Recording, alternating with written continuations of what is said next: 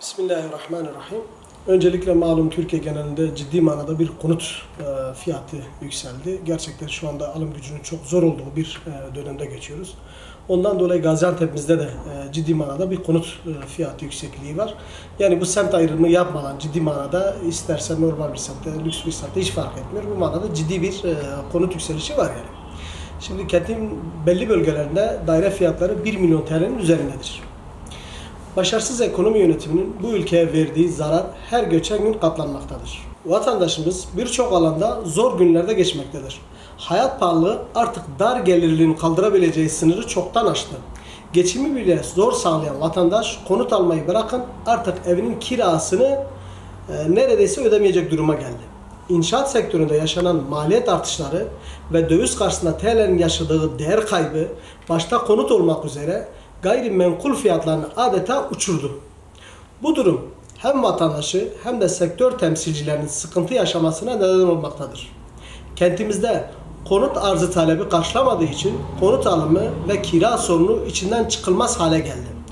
Konut alımı dar, orta ve sabit gelirler için hayale dönüştü. Her geçen gün artan kiralar kentimizde ciddi bir barınma krizine neden olmuştur. İnşaat sektöründe büyük bir maliyet krizi yaşanıyor. Özellikle demir, çimento ve arsa fiyatlarında yaşanan yükselişi konut fiyatlarının çok ciddi anlamda yükselmesine neden olmuştur.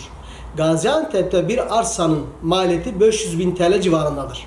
Yaklaşık 500.000 TL'de inşaat maliyetleri hesaplandığında bir dairenin fiyatı 1 milyonu bulmaktadır. İnşaat girdi maliyetlerinin sürekli artmasından dolayı müteahhitler artık maliyet hesabı yapmakta çok zorlanıyor. Yükselen konut fiyatlarının önüne geçilmek için yeni imar yerleri açılmalı, inşaat malzemeleri ve arsa fiyatları düşürülmelidir. Genel merkezimizin haftalık gündem değerlendirmesinde belirttiği gibi konuta arzın talebi karşılayabilmesi için TOKİ'nin 81 ilde sosyal konut projesi derhal uygulamaya konulmalı. İnşaat sektöründeki yüksek maliyetlerin düşürülmesine yönelik çözüm üretilmelidir. Çünkü piyasada denge sağlaması yeni konutun yapımına bağlıdır. TOKİ ve belediyeler mevcut var olan sıkıntıları ve talebi göz önünde bulundurarak hızlı bir şekilde yeni konut yapımına başlamalıdır. Böyle bir adım hem konut fiyatlarını dengeleyecek hem de ilgili sektörlere hareketli kazandıracak hem de vatandaşın mağduriyetini giderecektir.